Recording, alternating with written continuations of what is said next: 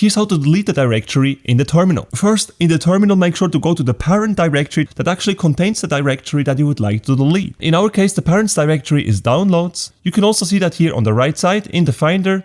We are currently in the downloads directory, and we would actually like to delete the directory or folder called compress_copy_to right here.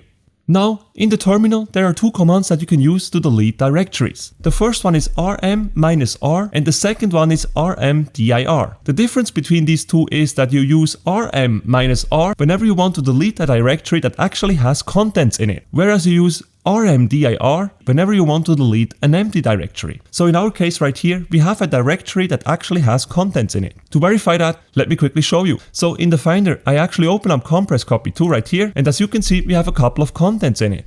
Now back in the Finder, to delete that directory, as mentioned before, we're going to use the rm-r command. So I type rm, then we have a space, -r, another space, and now we need to add the name of the folder here, which is obviously compress_copy_to. And as this folder name is not written in a single word, we have to add quotation marks to it in order for it to work. So we add a quotation mark, then we write the exact name of the folder, so compress_copy_to, and at the end we add another quotation mark.